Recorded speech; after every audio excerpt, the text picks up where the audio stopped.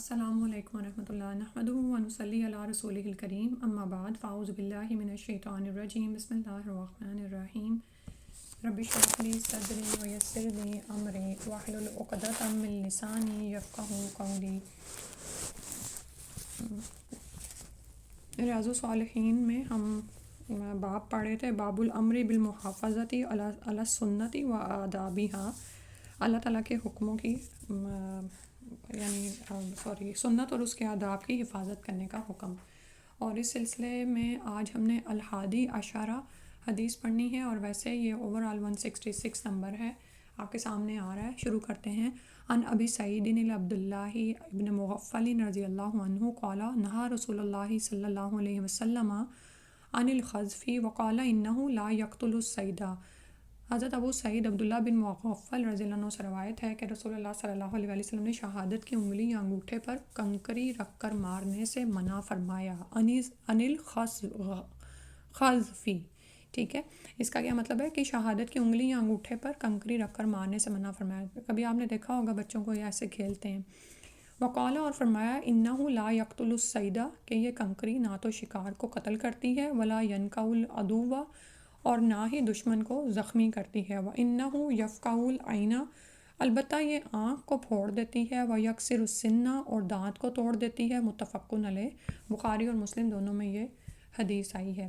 ایک اور روایت میں ہے، وفی روایت ان قریبا لابن مغفل خذف فنہاہ وقال ان رسول اللہ صلی اللہ علیہ وسلم نہا عن الخذف وقال انہا لا تصید صیدا ثم عاد فقال احدثک ان رسول اللہ صلی اللہ علیہ وسلم نہا عنہ ثم اتا تخذف لاکلمک ابدا۔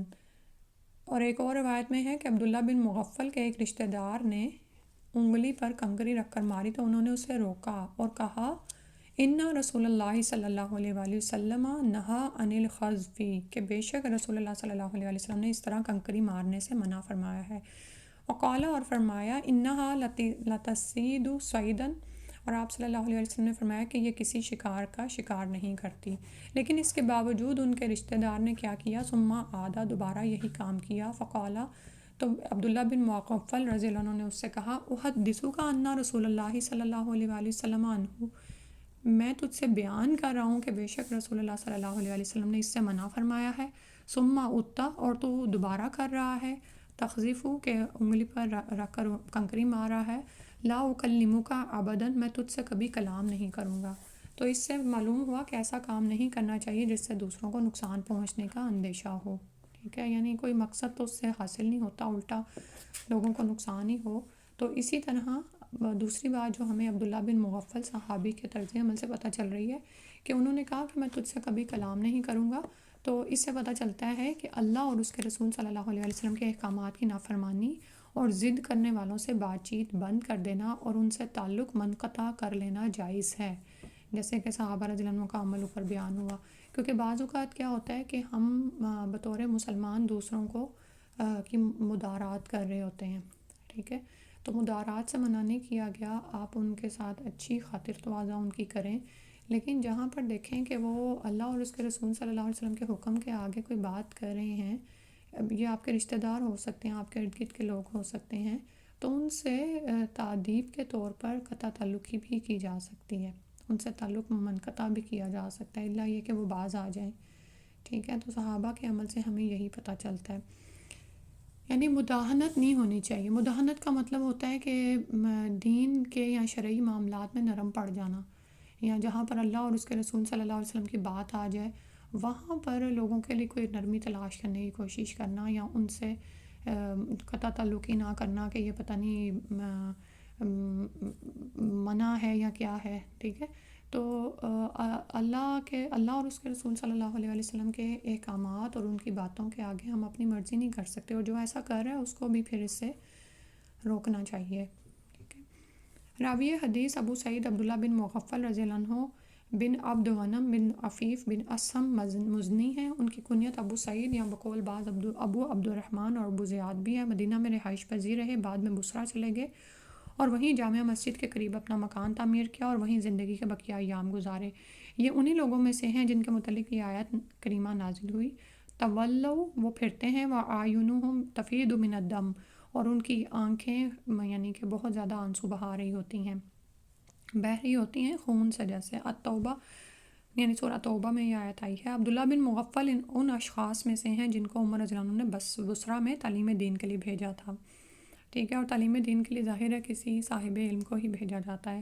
شہر تستر کی فتح کے بعد اس کے دروازے میں داخل ہونے والے یہ پہلے شخص ہیں۔ بیت رضوان میں یہ اس درخت کی شاخیں نیچے کر کے نبی صلی اللہ علیہ وسلم پر سایہ کیے ہوئے تھے جن کے نیچے بیعت کی گئی تھی۔ کہنے کا مطلب یہ ہے کہ آپ یہ دیکھیں دین کی تعلیم بھی دے رہے ہیں، مجاہد بھی ہیں، اور بیت رضوان جس کا اسلام میں ایک بڑا مقام ہے اس میں بھی یہ شامل تھے۔ عبداللہ بن مغفل بصرہ میں فوت ہوئے اور ان کی وصیت کے مطابق ابو برزہ اسلمی نے ان کی نماز جنازہ پڑھائی۔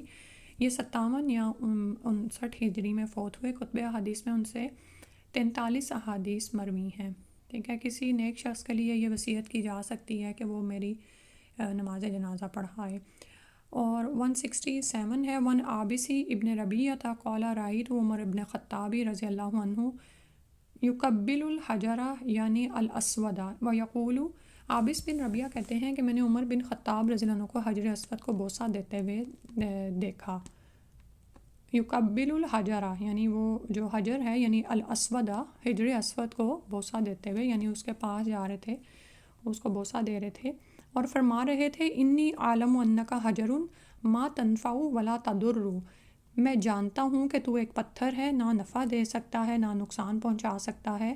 ولولا انی رأیت رسول اللہ صلی اللہ علیہ وسلم یقبلک ما قبلتک، متفق علیہ۔